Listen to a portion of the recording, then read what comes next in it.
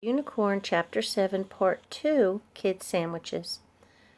It is not my job to judge what deserves to live and what deserves to die, Dr. Wu said, her brow furrowed.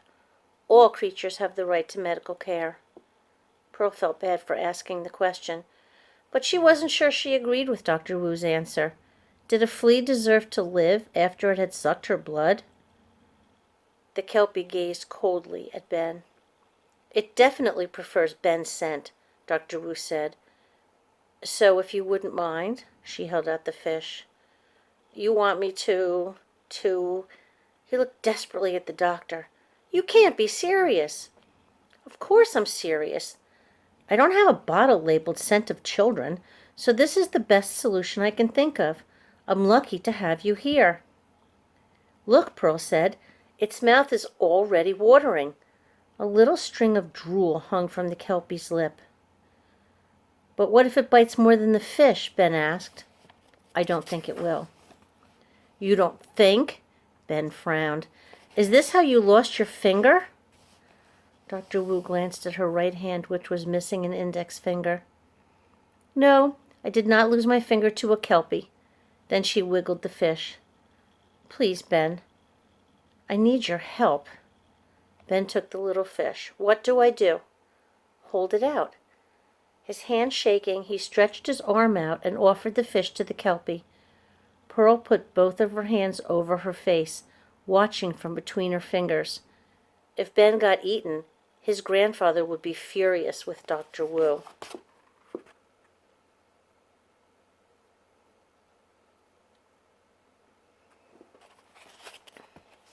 The Kelpie sniffed again. Then it pulled back its upper lip and opened its mouth. Ben squeezed his eyes shut. Pearl expected the creature to chomp down on the fish, but ever so delicately, the Kelpie sucked it between its teeth. Then it swallowed the fish whole. Ben opened his eyes and lowered his hand. It didn't even chew, Pearl said. I get into trouble if I don't chew. My mom says that I'll swallow too much air and get gassy. The Kelpie burped. See? Ben fed the Kelpie another fish, then another. His hand shook every time, but he kept his eyes open. Let me try, Pearl said, but the Kelpie turned its head away, ignoring Pearl as if she were a piece of burnt toast. Hey, Pearl said, how come it doesn't like the way I smell? Kelpies tend to be fonder of boys. Well, that's not fair, Pearl grumbled. You're upset because she wants to eat me and not you? Ben asked. That's crazy. Maybe so, Pearl thought, but she didn't like being left out. After eating a dozen fish, the Kelpie disappeared beneath the water. Dr. Wu reached into her lab coat pocket and removed her creature calculator, a device both she and Mr. Tabby used to keep track of their patients.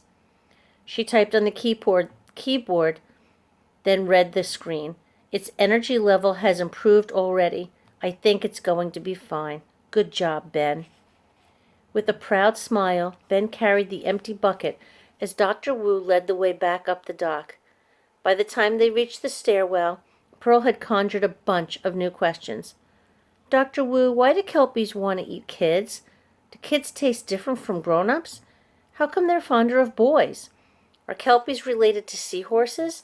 How long do they live? If a Kelpie grabs you, how do you escape? Dr. Wu turned around and smiled patiently. Pearl, your questions are important, but they are as plentiful as scales on a dragon's back. Have you ever heard the saying, quality, not quantity? No, Pearl said. I have, said Ben.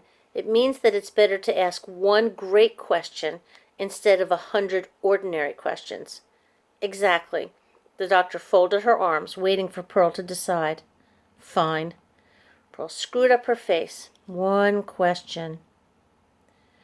Why should I care about something that wants to eat me?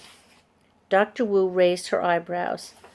Now that is an exceptional question, but one you must answer yourself. Before Pearl could point out that because there'd been no answer, she should get the chance to ask a second question, a nasal voice shot out of the wall speaker. Dr. Wu to the 10th floor, immediately!